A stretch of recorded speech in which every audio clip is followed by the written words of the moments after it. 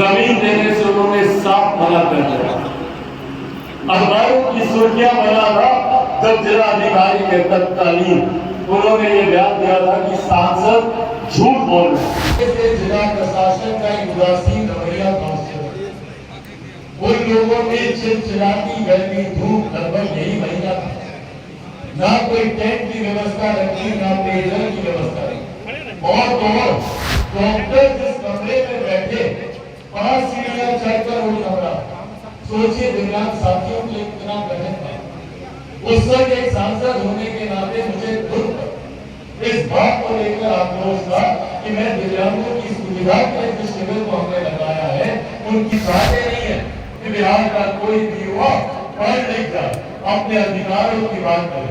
क्योंकि अगर बिहार का युवा पढ़ लिख जाए तो जैसे आज चिराग पासवान मुख्यमंत्री जी से अधिकारों की मांग करता है, वैसे ही बिहार का हर युवा वो मांग करे।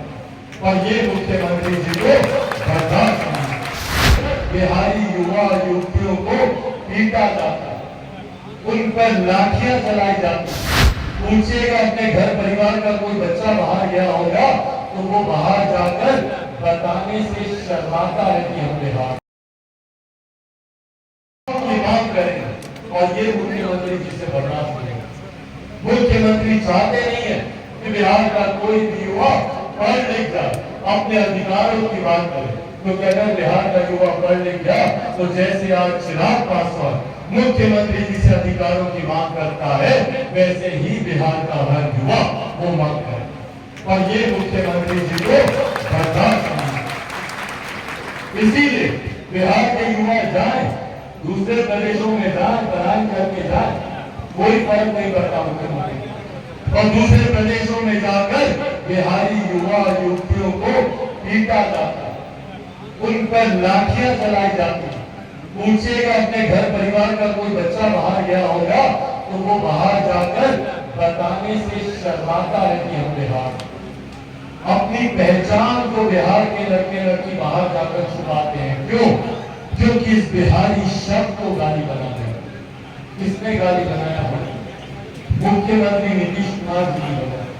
क्योंकि बिहार के लोग दूसरे राज्यों में पिटते रहते हैं और मुख्यमंत्री खामोश है। क्या छवि बना दी है बिहार की? बिहार सुर्खियों में क्यों आता है? सिर्फ बिहार में बढ़ते अपराध को लेकर, बढ़ते भ्रष्टाचार को लेकर। बिहार कोई भी नेशनल चैनल खोल के देख लीजिए, बिहार सुर्खियां बनेगा। क्यों? क्योंकि फलाना जिले में इतने लोगों को गोली मार दी, इतने लोगों की गला रेत कर हत्या कर दी है, बहन बेटियों के साथ दुष्कर्म कर उनके शव को नदी में बहा दिया। सिर्फ इन्हीं कारणों से बिहार सुर्खियां बनेगा। विकास के कार्यों गतिरोधक की भूमिका निभा।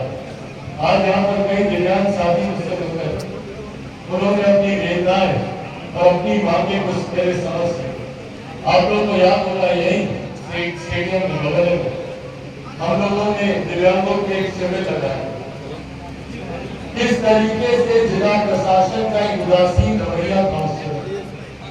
उन लोगों ने चिलचिलाती गर्मी धूप लगभग यही महीना था, ना कोई टेंट की व्यवस्था रखी, ना पेयजल की व्यवस्था रखी। और डॉक्टर जिस कमरे में बैठे 5 सीढ़ियां चढ़कर वो कमरा, सोचिए दिव्यांग साथियों के लिए कितना कठिन था। उस वक्त एक सांसद होने के नाते मुझे दुख इस बात को लेकर आक्रोश था कि मैं दिव्यांगों की सुविधा के लिए जिस शिविर को हमने लगाया है उनकी सुविधा कम, उनको हम तकलीफ ज्यादा दें।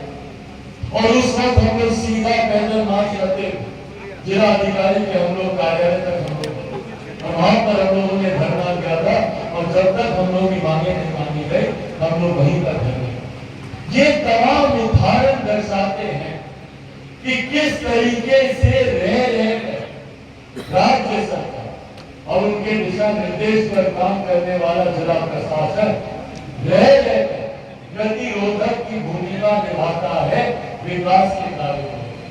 और इसीलिए जरूरी है ऐसी सरकार का होना जो सरकार विकास की सोच है।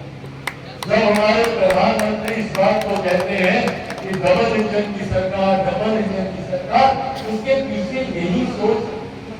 जब दोनों सरकारें एक तर्ज पर होती केंद्र और राज्य सरकारें तो राज्य तीव्र गति से विकास की राह पर आ रहे हैं, पर हम लोग के प्रदेश के साथ ये विडंबना रही कि लगभग पिछले 30-32 साल से विरोधाभास की सरकारें रही। मतलब केंद्र में कोई और सरकार, राज्य में कोई और सरकार। जब तक केंद्र में यूपीए की सरकार थी, बिहार में एनडीए की सरकार थी, और जब केंद्र में एनडीए की सरकार बनी तो बिहार में यूपीए की और महागठबंधन की सरकार। परिणाम आज भी पिछले 30-32 साल, आजादी के शुरू के साल को भूल रही, पर इन 30-32 सालों में निरंतर हम लोग सिर्फ संघर्ष कर रहे हैं कि कैसे बिहार आगे। आज पूछे भैया, 2 लोग इसके अनुशंसा हुई, उनमें से एक मेडिकल कॉलेज के भव्य भवन का निर्माण का कार्य यहाँ पर शुरू हुआ है, जो कि आने वाले दिनों में यकीनन जब हम लोग एक मजबूत और एक विकसित जमुई की जब हम लोग बात करेंगे तो उसकी आधारशिला, उसकी नींव में यकीनन इस मेडिकल कॉलेज योगदान है। न सिर्फ यहाँ की स्वास्थ्य सेवाएं बेहतर होगी, न सिर्फ यहाँ की आर्थिक हालात यहाँ के बेहतर होंगे, बल्कि यहाँ से निकले हुए बच्चे डॉक्टर बनकर देश विदेश में जाकर जमुई के नाम को और रोशन करने का काम करेंगे। ये यकीनन हम लोग ने घर की बात। 25 साल हुए जमुई जिला को बने हुए, एक केंद्रीय विद्यालय का यहाँ पर नाम होगा। मैं खुद एक पढ़े लिखे परिवार से आता हूँ, इतनी सदी का बड़ा जिला हुआ हूँ। शिक्षा के महत्व को हर वो सरल कार्य जो धरातल पर उतरने चाहिए थे, उन कार्यों में विलंब है। याद होगा आप लोग, तत्कालीन यहाँ के जिला अधिकारी ने जब केंद्रीय विद्यालय खुलवाने की बात थी, जमीन देने से उन्होंने साफ मना कर दिया। अखबारों की सुर्खियां बना था जब जिला अधिकारी के तत्कालीन उन्होंने ये बयान दिया था कि सांसद झूठ बोल रहे हैं, यहाँ पर कभी केंद्रीय विद्यालय नहीं खुलेगा। क्यों? क्योंकि बिहार सरकार ने जमीन देने से हम लोग को मना किया। उस वक्त मैं केंद्र सरकार के पास था, उस वक्त शिक्षा मंत्री स्मृति ईरानी जी, उनसे मैंने संपर्क था। उन्होंने मुझे कहा कि आप कोई भी जमीन की व्यवस्था करा दे, हम वहां पे केंद्रीय विद्यालय खुलवा। झाझा के लोग हमारे पास आए, उन्होंने कहा कि भैया झाझा में रेलवे की कई जमीन है, आप अगर उस जमीन को ले लें तो उसमें केंद्रीय विद्यालय खुल सकता है। उस वक्त के रेल मंत्री सुरेश प्रभु जी, उनके पास गए, उनसे मैंने आग्रह किया कि भैया रेलवे की जमीन है, इसको दे दीजिए केंद्रीय विद्यालय। उन्होंने वो जमीन दी और वो जमीन शिक्षा मंत्रालय के पास गई, तब जाकर वहां पर केंद्रीय विद्यालय का निर्माण कार्य चला। ये बातें आप लोग की समझ बताने का कारण है कि भैया किस तरीके से राज्य सरकार विकास के कार्यों गतिरोधक की भूमिका निभाती। आज यहाँ पर मेरे दिव्यांग साथी मुझसे मिलकर उन्होंने अपनी वेदनाएं और अपनी मांगे को मेरे समझ, आप लोग को याद होगा यही स्टेडियम में बगल हम लोगों ने दिव्यांगों के एक शिविर लगाया।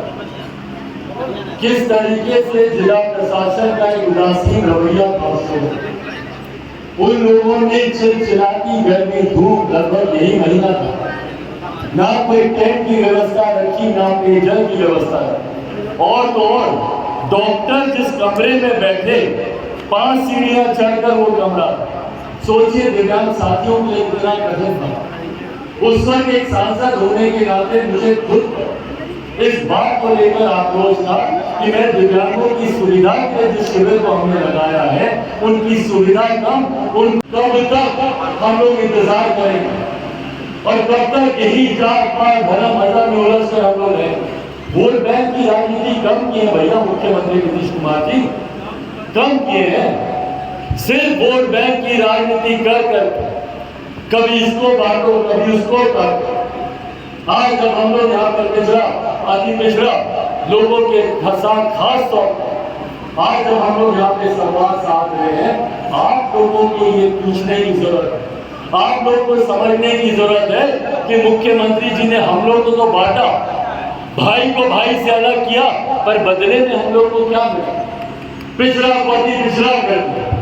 मुख्यमंत्री जी आपने कहा हम लोग बढ़ गए, भाई भाई से अलग हो गया, पर बदले में हम लोग को क्या जो बातें उस वक्त हम लोगों को कही गई थी, क्या उनमें से कोई भी वादा मुख्यमंत्री जी ने पूरा किया? आज भी पिछड़ा वर्ग हो, अति पिछड़ा वर्ग उसी बदहाल परिस्थिति में जीने को मजबूर है। मुख्यमंत्री जी निरंतरता में बात करते हैं, अति पिछड़ा हमारा है, अति पिछड़ा हमारा है। क्या किए हैं मुख्यमंत्री जी? पिछड़ा अति पिछड़ा वर्ग आज तक उनके द्वारा किए गए वादों को पूरा नहीं, और इसी तरीके से बांटने की राजनीति। भाई भारत का संविधान एकता की बात करता है, और किसी भी राज्य के मुख्यमंत्री, किसी भी प्रदेश के नेतृत्वकर्ता की जिम्मेदारी होती है कि पूरे प्रदेश को एक साथ बांधकर आगे चलने का काम। पर यहाँ हमारे मुख्यमंत्री निरंतरता में हम लोग को बांटने का काम, कभी दलित को महादलित किए, कभी पिछड़ा को अति पिछड़ा, कभी अगड़ा, कभी पिछड़ा, कभी गाँव, कभी कुछ, कभी कोई, कभी कुर्मी, कभी हिंदू, कभी मुस्लिम, कभी महिला, कभी पुरुष, सिर्फ बांटने की राजनीति करते हैं। ये बातें हम लोग करते भी, पर पूछिए ना इतने सालों के बाद भी क्या मिला हम लोग? आज भी बिहार उसी बदहाल परिस्थिति में, आज भी हम लोग पढ़ाई करने को मजबूर हैं।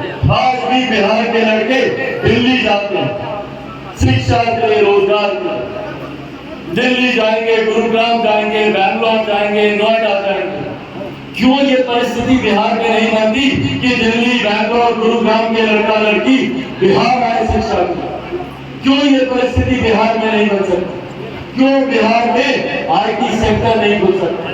अगर हम लोग दूसरे राज्यों में जाकर आईटी जॉब्स कर सकते हैं, तो बिहार में हम लोग को आईटी सेक्टर क्यों नहीं खुला? अगर ये वीडियो पसंद आई और वह बिहार के राजनीति और बिहारियत से सरोकार रखेनी तो सब्सक्राइब बटन दबा के चैनल के सब्सक्राइब कर ली। ओजे एगो घंटी बा, ओकरा बटन दबा देला से कुल सटीक और मारक खबर रुआ मुफ्त में मिल जाई। अगर रुआ पत्रकारिता के हमनी के नया प्रयोग में सहयोग कर चाहतानी तो ज्वाइन बटन दबा दी। पेटीएम नंबर नोट कर ली 9386816700। धन्यवाद।